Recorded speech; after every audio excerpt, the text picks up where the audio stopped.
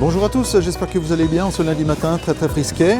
Je suis en direct de la Foire Expo de Moulins, dans laquelle je vais interviewer donc, le directeur en personne, Cyril Martin. Bonjour Cyril, merci de nous recevoir dans ton exposition, donc la Foire Expo de Moulins. Avec plaisir.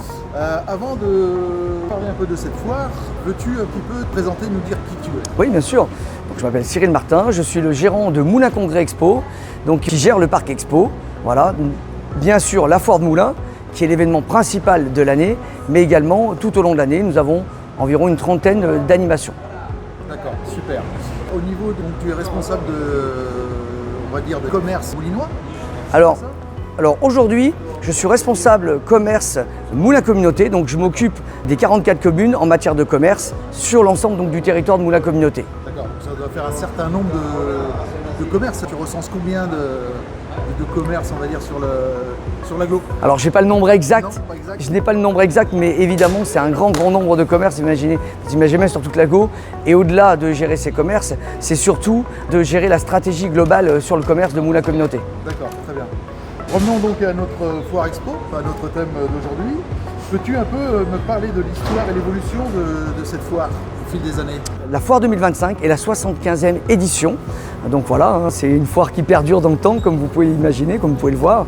Et du coup, cette année est un peu une année charnière pour moi, puisque c'est ma deuxième édition en tant que gérant du Parc Expo. D'accord, très bien.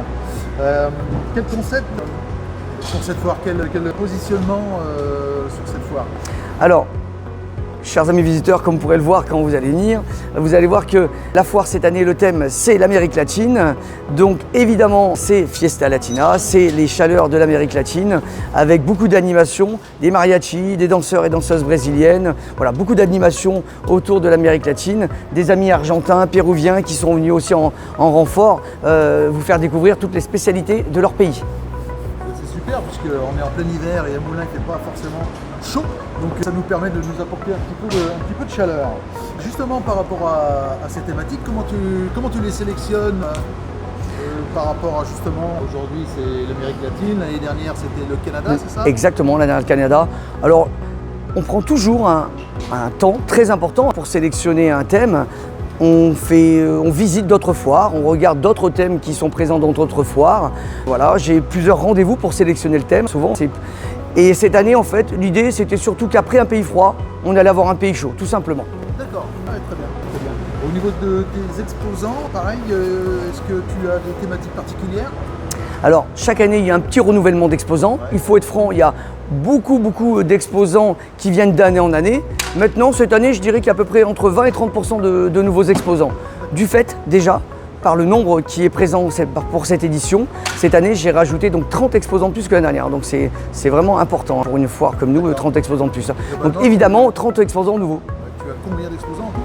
Cette année, j'ai 215 exposants. Donc, c'est une très belle... La surface d'exposition? Alors, elle est supérieure à 10 000 m² en intérieur. Et à l'extérieur, c'est quelques milliers de mètres carrés, je dirais que c'est 4-5 000 m², ne serait-ce qu'avec le périmètre que prend la fête foraine cette année, puisque c'est la grosse nouveauté de cette année, de cette édition 2025. J'ai mis en place un Luna Park en même temps que la foire de Moulins. D'accord, très bien. Justement, par rapport à l'organisation qui doit être assez énorme, assez gigantesque, quels sont tes défis en termes d'organisation et de logistique? Alors, une foire à monter, effectivement, comme vous le dites, c'est gigantesque. Ça prend un temps fou. Ça se travaille d'une année sur l'autre déjà, il faut le savoir. Et ensuite, en termes de logistique, c'est absolument colossal puisqu'il faut monter les stands, il faut monter les chapiteaux surtout. Donc on a 2 énormes chapiteaux de plus de 2000 m² qui sont montés en plus de nos stands, de nos halls durs. Donc c'est effectivement un défi logistique chaque année. On installe quand même des planchers, on installe du chauffage, voilà, comme pour que les visiteurs qui circulent entre les halls durs et les chapiteaux ne ressentent pas de différence. Donc c'est vraiment effectivement un énorme challenge logistique. Effectivement. D'accord, très bien. Tu l'as dit un petit peu tout à l'heure, pour attirer des nouveaux visiteurs, donc tu as mis la fête foraine. Et qu'est-ce que tu apportes d'autre pour justement attirer des nouvelles cibles? Alors, on a beaucoup d'animations qui attirent un public très large et qui viennent de très loin. Je pense comme ça notamment au baptême d'hélicoptère. On n'a pas tous les jours dans la région la chance de faire un baptême d'hélicoptère et à la Foire Expo vous avez cette chance-là. Sur les 2 week-ends, voilà, on a un hélicoptère qui vient pour vous faire découvrir l'Allier de haut. Oui, bien sûr. Et tu penses que tu tu es sur quelle zone de chalandise, on va dire, tu gravites sur quel périmètre, on va dire, au niveau des visiteurs? Alors il est très large le périmètre. Alors, surtout cette année, parce que la foire de Clermont n'existe plus. Nevers a décalé sa foire et l'a fait normalement en septembre, si j'ai bien compris. Donc on va être vraiment la seule grosse foire en fait du début d'année. Et sur le calendrier, on est aussi la première foire du calendrier. Mon périmètre est très large. On va jusqu'à Clermont-Ferrand, pour vous dire, on fait de la publicité jusqu'à Clermont-Ferrand, bien sûr Nevers, Autun, avec la radio aussi. Donc on a vraiment un périmètre extrêmement large. D'accord. Et comment tu apprécies, on va dire, l'impact économique au niveau de l'agglo? Quelles sont les retombées?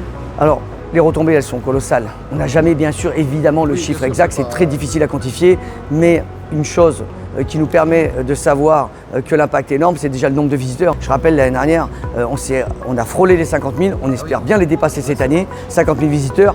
Les hôtels sont pleins, les Airbnb sont pleins, on le voit parce que nous-mêmes, on essaye de chercher des fois des locations pour nos artistes et c'est très difficile. Donc, c'est l'événement économique majeur du territoire. C'est simple, je pense qu'il n'y a pas plus gros en termes de visiteurs, c'est même pas je pense, j'en suis sûr, il n'y a pas plus gros en termes de visiteurs sur le territoire. D'accord, super. Tu penses apporter d'autres innovations d'ici dans les années qui viennent? Quelles sont tes ambitions pour les 5-10 ans qui viennent? Mes ambitions, c'est de faire que cet événement soit de plus en plus incontournable. Il l'est aujourd'hui, mais on mettra l'énergie qu'il faut pour que ça le devienne encore plus. L'idée c'est quoi? C'est de continuer à grandir.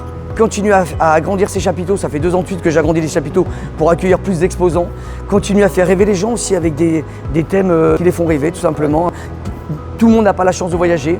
On espère à notre petit niveau essayer de faire voyager un peu les gens avec le Canada, l'Amérique latine. Et l'année prochaine, je ne l'ai pas encore décidé donc je ne peux pas vous le dévoiler. D'accord.